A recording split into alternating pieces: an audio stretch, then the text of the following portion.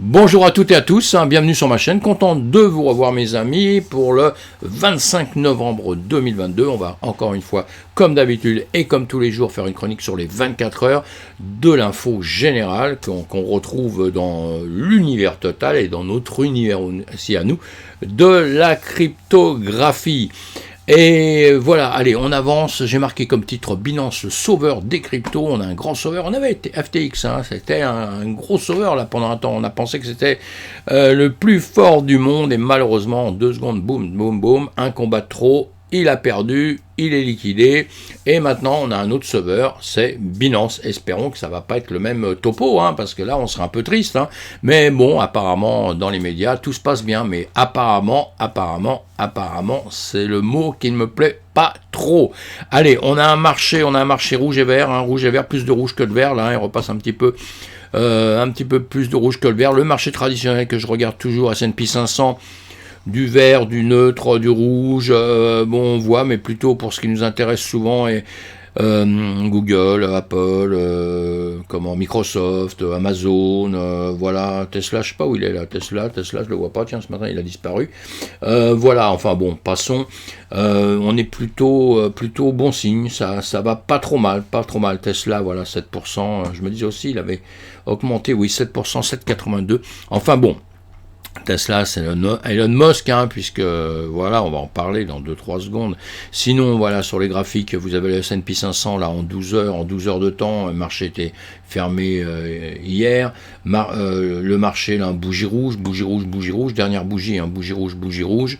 Là, on est avec le chandelier japonais, on va regarder avec Kanashi, et Kanashi bougie verte, enfin bleue là, tout au moins un pouls encore pour le S&P 500, tandis que bougie rouge sur le CME, le BTC. Mais bon, allez, on avance, tout ça, après ça je vous fais une vidéo sur les graphiques où on regarde ça un peu plus, pour voir, pour visualiser vraiment sur les graphiques, c'est hyper important pour vous, parce que ça vous aide tout doucement, je vous apprends tout ça tout doucement, avec des choses très simples, donc venez voir, et ça vous apprend où rentrer, où sortir, où dormir simplement, rester peinard pendant X temps, parfois c'est aussi super bien mes amis.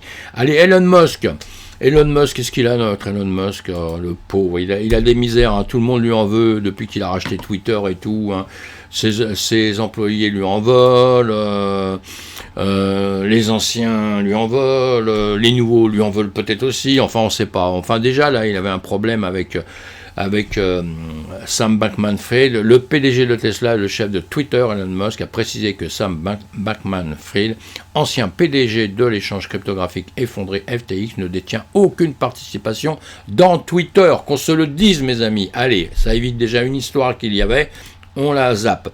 Les résultats du sondage d'Elon Musk indiquant l'amnistie pour les comptes suspendus. Là-dessus, les sondages ont dit que oui, tout le monde était d'accord. En gros, enfin pas tout le monde, il y a des pourcentages, évidemment, vous irez lire tout ça. Il y a des pourcentages, mais apparemment, tout le monde est entièrement d'accord pour réintégrer ceux qui avaient été virés. Donc voilà. Donc en conséquence, le compte de Donald Trump a été rétabli après avoir été suspendu en 2021. Et ben écoutez, c'est toujours les majorités qui gagnent, ce qui est normal. Et donc on va bien voir dans la suite comment ça va se passer. Comment il va réussir à gérer tout ça. Bon, c'est quelqu'un de solide. Après, de temps en temps, même moi, de temps en temps, je dis un petit peu de mal. Mais quand je dis un petit peu de mal, c'est juste 2 secondes après pour dire quand même, c'est un monsieur qui sait faire quand même des choses. Alors après, il y a tout ce qu'on raconte nous, mais il y a aussi ce que lui sait faire, et il sait faire des choses. Donc on verra, mais bon, c'est quand même Twitter quelque chose qui peut l'aider dans sa carrière très bien, très fort, alors qu'il a une grosse carrière déjà, à la limite il n'avait pas besoin de Twitter, mais puisqu'il met les pieds dedans maintenant, puisqu'il met les pieds dans le plat, il va falloir bien faire mijoter tout ça, pour que ça se passe bien, parce que sinon ça risque de lui retomber sur la tête, voilà, on verra avec le temps, on verra. Le chef de Binance, double objectif du fonds de récupération des cryptos à 2 milliards de dollars, bon c'est pas encore fait à 100%, mais voilà, donc Binance, le sauveur de la crypto-monnaie, on l'a, comme je vous ai dit.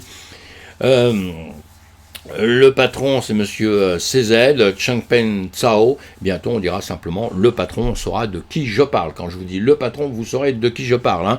D'accord, depuis l'effondrement de l'échange crypto, FTX, le chef de Binance, travaille activement à la création d'un fonds de relance pour aider les entreprises en difficulté, mais fondamentalement solides. En outre, Binance a également doublé ses plans de collecte de fonds de 1 milliard de dollars à maintenant 2 milliards.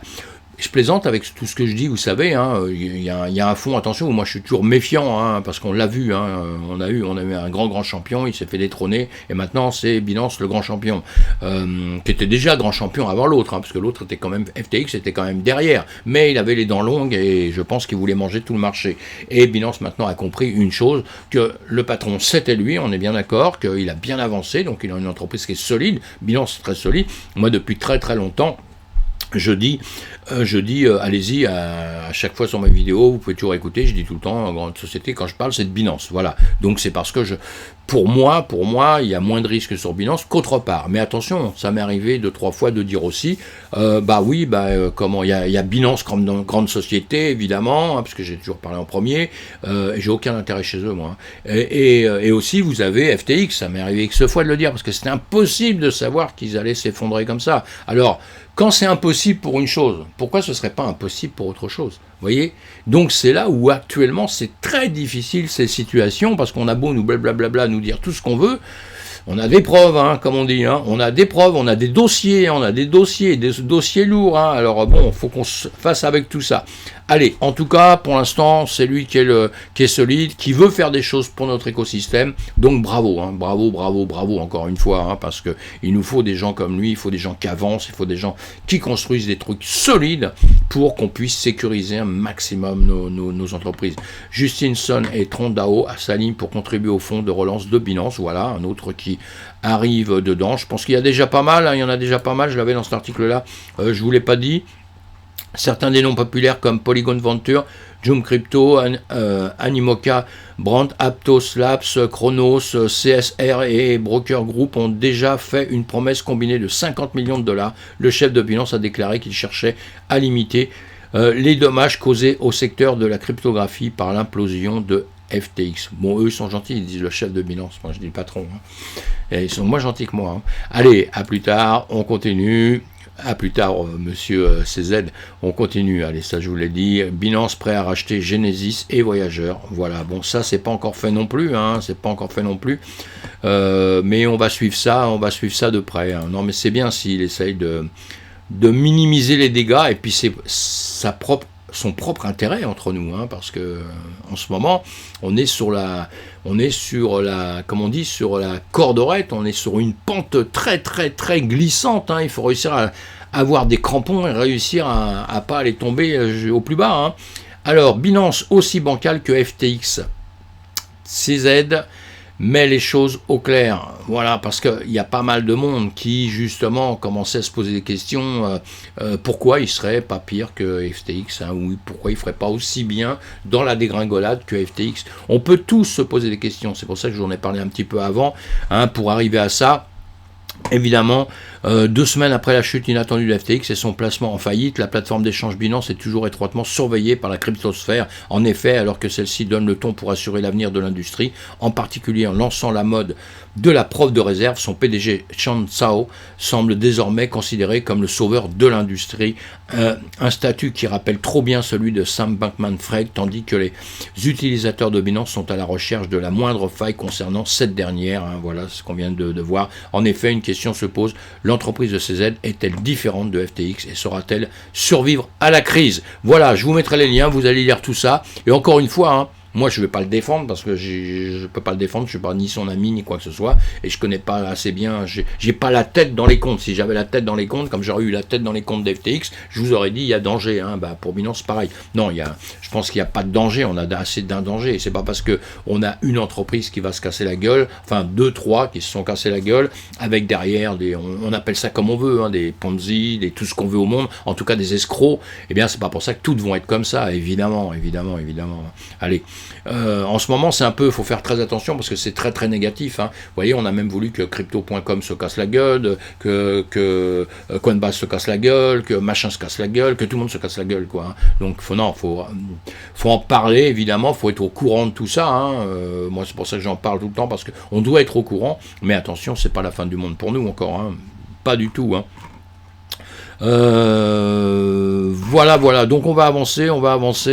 On a toujours peur aussi que les sociétés soient construites simplement avec leurs jetons, le jeton de l'entreprise. Hein.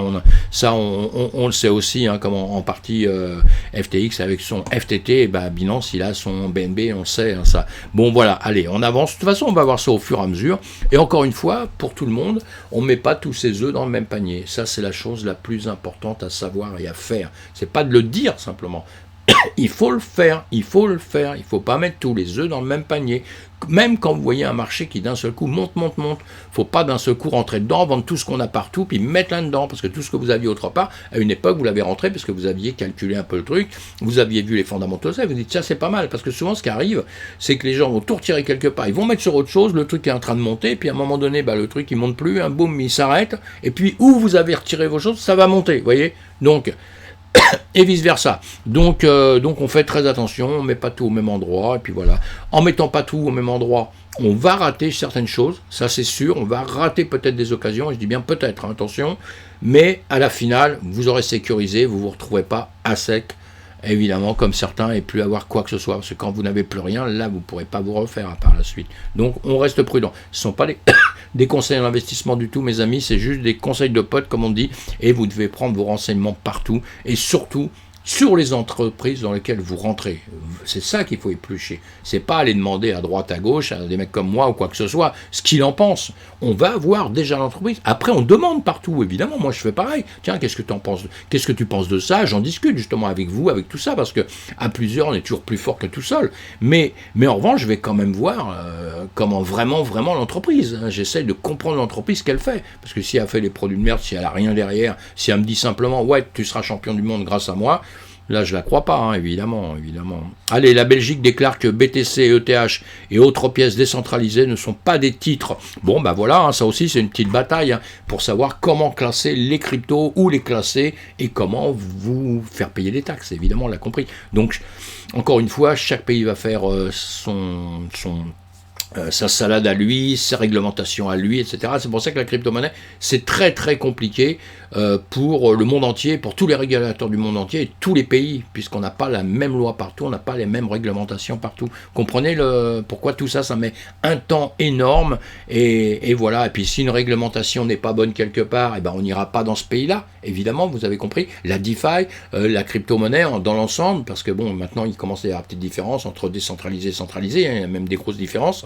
Il y a des endroits où les gens n'iront pas travailler, ou etc., vous voyez. Donc tout ça, tout le monde le cogite, hein. Les régulateurs aussi, avec leur pays, avec le besoin aussi de commerce, avec des produits qui sont en train d'exploser, de grandir, comme notre écosystème. Hein. Excusez-moi, je suis un peu... Depuis longtemps, je vous l'ai déjà dit, hein, je vous saoule avec ça, mais j'ai eu un Covid assez fort, et j'ai du mal à parler, hein. Tant mieux, ça me calme un petit peu, je parle un peu moins vite et moins fort peut-être. Mais bon, allez, je plaisante, on avance. Ça prend mon souffle. Alors ça, oui, ça, pareil, on va regarder tout de suite. Cet article que je vous ai mis, c'est la SEC américaine, et c'est elle de manipuler l'offre du Bitcoin. Oui, alors on en parle beaucoup, avec le soutien avec les ETF Bitcoin. Bon, on va pas tout détailler là parce que ça mettrait beaucoup trop de temps et je parle beaucoup trop longtemps, mais je vais vous mettre l'article et je vais vous lire quand même un truc dedans parce que beaucoup pensent que tout est manipulé, tout ça. Oui, il y a sur les marchés traditionnels, de toute façon, sur le marché de la finance, sur les bourses, tout ça, les marchés sont manipulés un peu, évidemment, mais je dis un peu parce que c'est pas manipulé à 100%, c'est totalement faux ça. Et c'est la grande masse des gens, c'est qui décide des choses, c'est pas simplement, mais quelques dans les heures, dans les journées, dans tout ça, il y a quand même des manipulations parce qu'il y a quand même des gros acteurs avec des gros portefeuilles, tout ça, et il y a différentes manières dedans pour effectivement plus ou moins manipuler une manière de faire. Et donc tout ça, mais c'est complexe, on va pas parler de ça en 2 secondes parce qu'en 2 secondes c'est impossible de pouvoir comprendre ça. Et étant donné que, en règle générale, je m'adresse quand même à des gens qui sont quand même relativement débutants, hein, les champions du monde n'ont pas besoin de moi, ou ici, ils veulent me parler, c'est avec grand plaisir, parce que j'aurai beaucoup à apprendre d'eux, et eux peut-être un petit peu de moi aussi, donc voilà. Allez, je vais lire simplement ce qu'ils disaient là-dedans, parce que j'ai bien aimé. Pas tout sombre et catastrophique, parce que c'est vrai qu'en ce moment, on a tendance à dire qu'on est vraiment sombre, hein, mes amis, on est en train de... C'est grave, hein. Alors, et là même, on... Pardon.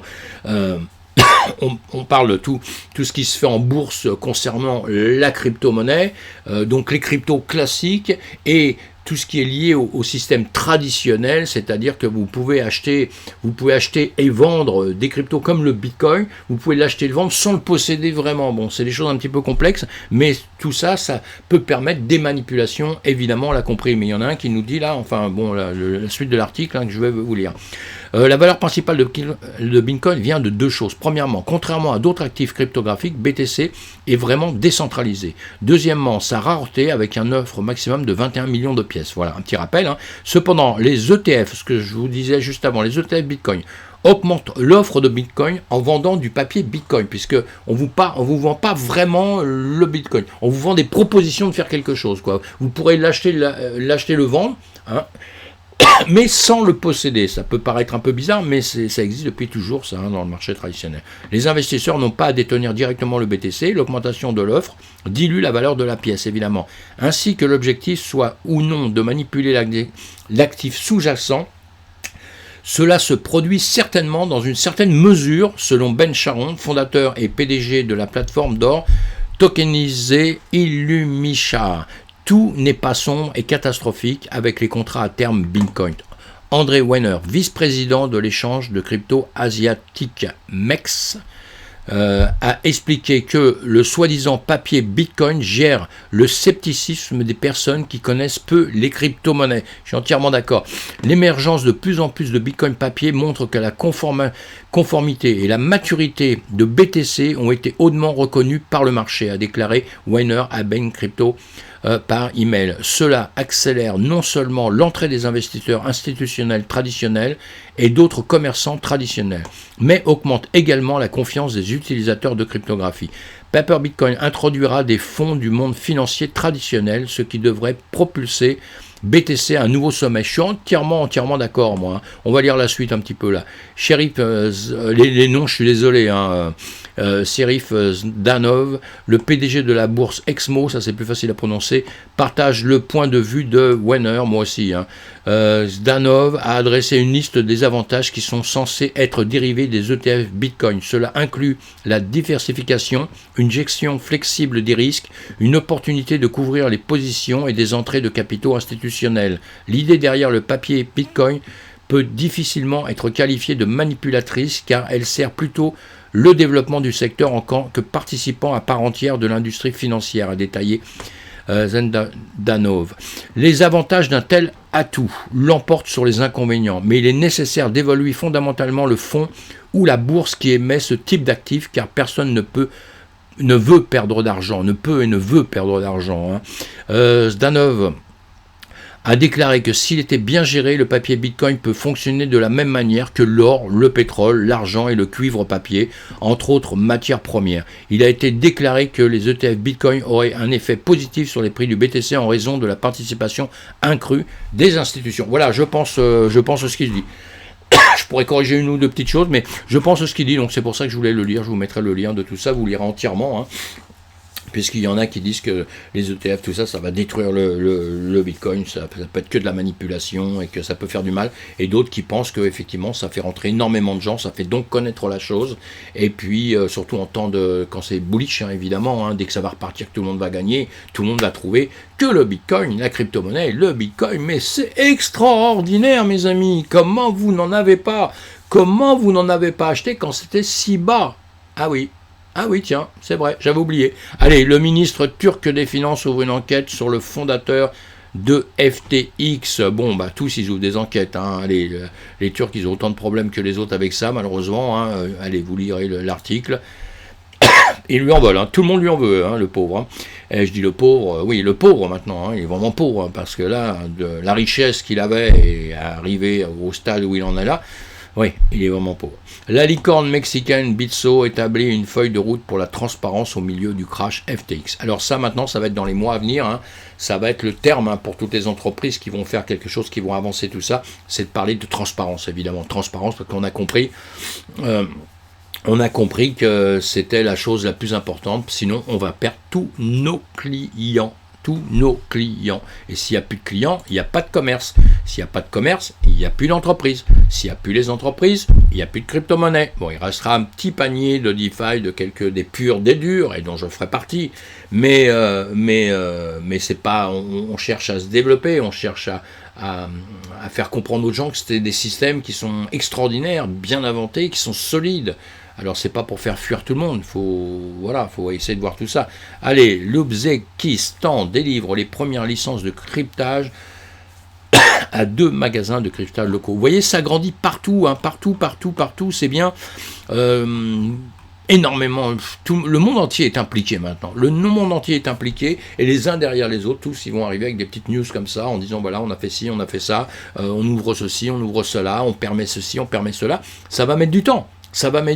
Mais je crois qu'on est vraiment sur le bon chemin. Et surtout, ce qui va nous indiquer, je pense, le bon chemin, ça va être quoi ?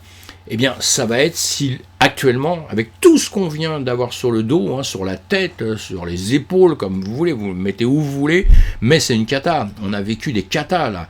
Et marché traditionnel, qui est déjà une catastrophe, qui est tombée. Hein. Nous, on suit ça, et en plus, on a tout ce qui va mal dans notre commerce, on prend un coup dans la tête. Pourquoi ? Parce que nous ne sommes pas encore solides, on n'a pas assez de monde. Donc dès qu'il y a une cata qui est une grosse cata, évidemment que ça nous met la tête sous l'eau. Mais si on arrive à survivre à ça, il n'y a plus rien qui nous arrêtera. Il n'y a plus rien qui arrêtera tout ce système, tout cet écosystème, mes amis. Hein. Alors j'espère qu'on va survivre à tout ça.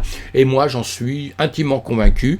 Et là, je vais dire, Monsieur CZ, Binance, bravo, parce que quand même il se mouille, hein, même si je mets des doutes sur certaines petites choses, parce que on est obligé de mettre des doutes sur certaines petites choses, parce que on a le passé, et moi le passé, c'est pas simplement la crypto-monnaie, c'est tout le reste de la vie, depuis longtemps, des bourses, des scandales, des trucs comme ça, j'en ai vu des tonnes, où on pouvait même pas imaginer 4 heures avant, quoi.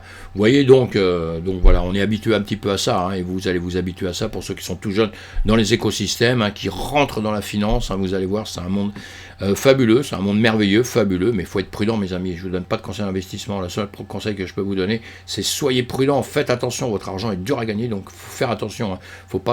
C'est pas parce que simplement quelqu'un vous dit ouais c'est bon, mon truc c'est bon, tu vas gagner de l'argent, faut pas faire ça, hein. Faut étudier. Hein. Alors voilà, allez, on avance. L'Argentine devrait-elle proposer des obligations Bitcoin pour suivre El Salvador? Voilà, je ne sais pas ce que vous en pensez, hein, vous lirez cet article-là, vous verrez bien, hein, mais bon voilà, le PDG de Jan3 Samson Mauve soutient que l'Argentine devrait offrir des obligations Bitcoin et passer à l'utilisation de Bitcoin comme monnaie légale. Allez, on les laisse avec cette réflexion-là, on suivra ça, mais quand je vous dis que ça cogite dans la tête de tout le monde partout. Et Cathie Wood a bien compris, hein, ne se laisse pas impressionner par l'effondrement du marché de la crypto. Alors eux, ils ont remis des fonds, ils remettent des fonds. Et pourquoi ? Peut-être parce que ce sont des pros quand même, hein, de la finance, des gens qui ont bien compris tous les systèmes, qu'une fois qu'on est tombé à terre, qu'on remet un coup de talon, hein, que le monde remet un coup de talon, que tout le monde reprend un peu le sourire, et ben ça repart. Ça a toujours été comme ça, ce sera toujours comme ça. Il y aura des grandes baisses, des hausses, etc., des catastrophes. Et puis voilà, faut savoir profiter des choses au bon moment.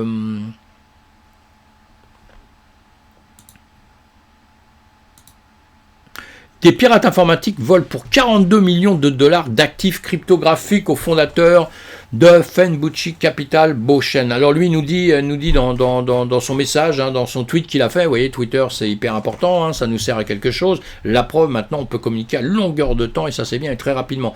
Des pirages informatiques volent pour 42 millions, c'est à lui qu'ils sont volés 42 millions, c'est pas à la société. Donc c'est lui évidemment, mais bon, 42 millions, ça fait mal à la tête. Hein. Allez, on avance.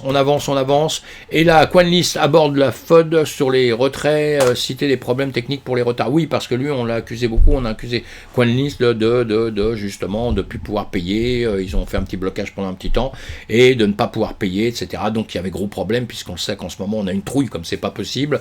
Eh bien, lui, voilà, a fait face maintenant en communiquant, hein, sur un tweet justement, en disant que non, on a juste des problèmes techniques, on n'a pas des problèmes autres, mais on a juste des problèmes techniques, c'est pour ça qu'on n'a pas pu. Voilà, bon, c'est son excuse, hein, encore une fois, hein, son excuse. Hein.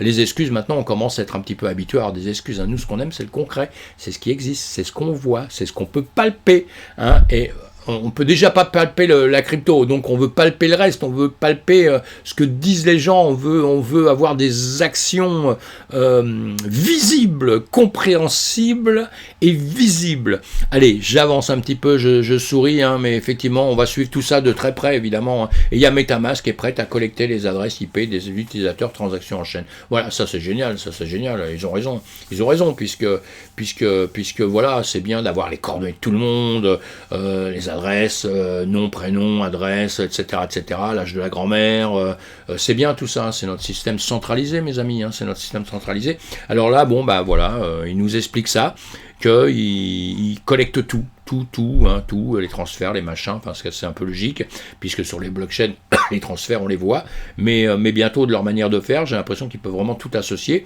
et c'est très très bien pour les gens, pour les régulateurs, pour tout le système classique, traditionnel, classique, quoi, c'est tout, je dirais pas d'autres. Vous lisez tout ça, vous me direz ce que vous en pensez, et voilà, on n'oublie pas qu'à la base, on est sur un système de DeFi. DeFi, c'est finance décentralisée. Alors, Stacknet Kero 1.0 open source, première étape vers le contrôle communautaire. Ah oui, Starknet, donc on connaît Starknet, hein, évidemment. La nouvelle a été annoncée par Starkwars. Bon, c'est un peu technique ça, alors je en dis juste deux mots. Hein. La société derrière Starknet, dans un message Twitter du 29 novembre, vous voyez que Twitter, ça nous sert. La technologie de cumul et de preuves récursives de Starkware offre la possibilité de compresser des millions de transactions sur la L2 en une seule transaction sur Ethereum. Ça, c'est intérêt, mais le projet a été critiqué pour garder le contrôle de son IP. Contrôle de son IP, vous inquiétez pas, il y en a plein qui vont vous les prendre à droite à gauche et après les balancer partout, hein. Notamment par son concurrent plus open source ZK-Syncs. Bon, vous allez lire tout ça, hein, parce que c'est un peu technique, hein, tout ça. Et pour ceux qui, comme on fait une vidéo pour des gens qui rentrent dedans, qui sont dedans depuis quelques temps, etc. Et tout ce qui est très très technique, on les voit à part, on les voit ensemble, là, c'est avec grand plaisir, hein, puisque moi j'adore tout ce qui est technique. Le gourou de macro, Raoul Pal, si vous ne savez pas qui est Raoul Pal, vous allez sur, je vous mettrai le lien, Coin de Tribune, il nous explique qui est ce monsieur, hein, c'est intéressant de savoir le qui est qui, les gens qui écrivent, moi les gens qui écrivent les articles, je vais toujours chercher un peu, c'est intéressant, le gourou de la macro. Raoul Pal déclare que les marchés de la cryptographie sont toujours fondamentalement haussiers, malgré un pic de sentiments négatifs. Il a raison, je pense la même chose que lui là. Alors, dans une nouvelle interview avec le cofondateur et animateur de Impact Theory, Tom Bilieu, Pal dit que la négativité des investisseurs est plus élevée qu'il ne l'a jamais vue, y compris pendant la grande récession et l'éclatement de la bulle. Voilà, c'est chaud, hein. Ce que nous avons, c'est un pic de panique, car le tremblement de terre s'est produit et tout le monde est hyper sensible, c'est normal. Je n'ai jamais vu dans ma carrière un tel sentiment, c'est lui qui parle, hein, à la fois en crypto et en bourse. Twitter est si mauvais. Tweeter est si mauvais. J'ai mis en place un graphique relativement haussier, juste légèrement haussier, pour dire que le Nasdaq a peut-être anticipé une grande récession. J'ai dû avoir 100 commentaires de colère. Comment oserais-je suggérer cela? Vous voyez, c'est incroyable, mais ça, Twitter, c'est extraordinaire, parce qu'on peut exprimer, on a les nouvelles, les news en premier, mais aussi on a tout le reste, hein, les gens qui ne sont pas contents, vous le disent en premier. Tous ceux qui sont là juste pour vous déglinguer le disent en premier. Tous ceux qui n'ont rien compris le disent quand même, comme on dit. Puis après, voilà, après il y a du bien, il y a du mal, il y a tout ce qu'on veut au monde. Hein, c'est comme ça, hein, c'est nos réseaux sociaux, on le sait. On fait avec. Hein. Alors je continue, hein, à peu près, je continue. Il y a de la colère, de ressentiment, de la peur à ce moment d'une ampleur qui n'est pas en 2008, qui n'était pas en 2008, n'était pas en 2001. Je n'ai jamais rien vu de tel, c'est ce qu'il nous dit Pal. Mais Pal dit que l'espace crypto est haussier avec une adoption élargie par les investisseurs institutionnels. Ça, je suis entièrement d'accord, notant que la grande technologie s'entremêle de plus en plus avec l'industrie de la crypto. Quelque chose a-t-il changé sur le marché des cryptographies? Pas une chose.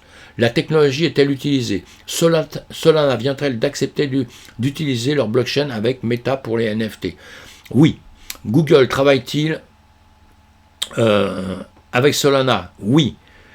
La DeFi a-t-elle échoué? Non. L'idée d'un système financier décentralisé fonctionne-t-elle? Oui. Les crypto-monnaies sont-elles échangées dans un système de valeurs sur Internet? Oui. Le nombre de personnes augmente-t-il dans cet écosystème?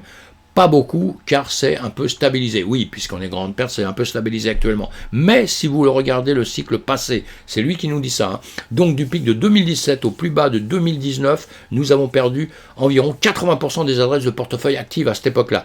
Quand je le regarde maintenant, nous avons perdu environ 30%. Parce que l'adoption ne cesse d'augmenter. Voilà qui est très très très intéressant, il a raison, je pense exactement pareil, c'est pour ça que je vous lis son article à lui. Pas dit que les investisseurs devraient adopter une approche à long terme de l'investissement dans la crypto en achetant pendant les creux de panique et en conservant leurs actifs pour voir les gains à l'avenir. Évidemment, hein, c'est donc vraiment un jeu psychologique et c'est un jeu de longue haleine, nous dit-il. Nous ne sommes pas impliqués parce que nous pouvons gagner de l'argent sur une période d'1 an ou de 2 ans. Nous disons, écoutez, le pari ici, et si vous tenez bon, et si vous ajoutez au bas du cycle de panique et continuez simplement à tenir et utiliser pas de levier, et bon là je suis pas entièrement d'accord avec lui, mais si pas de levier sur du long terme, quoi, ça c'est clair, sur du très court terme le levier, et n'utilisez pas de levier et soyez simplement sensible à ce que vous faites et ne le faites pas continuer à et ne le faites pas continuer à vérifier le marché tous les jours, voilà d'accord. La probabilité est que vous arriviez à la fin de la décennie et que vous ayez manifesté votre futur moi d'une manière qui pourrait probablement être assez inattendue. Ouais. Bon, vous allez lire tout ça. C'est intéressant, il est positif quoi. Bon, je vous donne aussi quelque chose de positif parce que du négatif on en a des tonnes, hein, donc voilà. Hein. Ce géant asiatique du prêt de la crypto cherche à lever 100 millions de dollars malgré la crise du marché. Vous voyez, des gens positifs, il y en a, des entreprises qui ont déjà levé les fonds, qui recherchent encore à lever des fonds, et voilà, ça c'est l'un des plus grands prêteurs de crypto-monnaies d'Asie, hein, Mastripox Technology, voilà, cherche à lever 100 millions de dollars de nouveaux fonds pour une valorisation de 1,5 milliard de dollars. Allez, vous lirez tout ça si ça vous intéresse mes amis. Et voilà, et nos singes AppCoin bloquent géographiquement les jalonneurs américains, 2 singes se vendent 1 million de dollars chacun, le marché est lancé. Allez, vous lirez ça, hein, il y a eu pareil un petit tweet sur tout ça. Et puis voilà, c'était pour les NFT. Donc on continue le marché, voilà pour aujourd'hui. Je vais vous faire une autre analyse après ceci sur justement les graphiques pour voir un petit peu où on en est, ce qui se passe et ce qui va nous arriver dans les temps à venir, comme je vous fais tous les jours. Je vous dis ce qui va se passer à peu près dans la journée, hein, parce que ce qui va se passer dans 2 ans, je n'en sais rien mes amis. Hein. À bientôt, faites attention à vous, soyez prudents, n'hésitez pas à vous abonner à ma chaîne, n'hésitez pas à cliquez sur le pouce, ça fait toujours plaisir, et surtout à me mettre des commentaires, j'adore les commentaires, j'adore. Et puis encore une fois, si vous écoutez mes vidéos, faites-moi un petit clin d'œil simplement, comme ça j'ai pas vos coordonnées, mais parce que j'ai pas besoin de vos coordonnées, moi, contrairement à MetaMask, je fais pas le même produit non plus, je fais pas la même chose non plus, hein, évidemment. Mais en revanche, j'ai besoin juste un petit message, comme ça je sais ceux qui me suivent depuis très très longtemps, parce que la chaîne augmente hein, de plus en plus, gentiment, mais sûrement, et j'ai besoin de savoir un petit peu qui est là, et voilà, pour un jour me rappeler qui était là dès les démarrages, parce que ma chaîne est récente, hein, vous le savez. Hein. Et donc voilà, allez, à plus tard mes amis.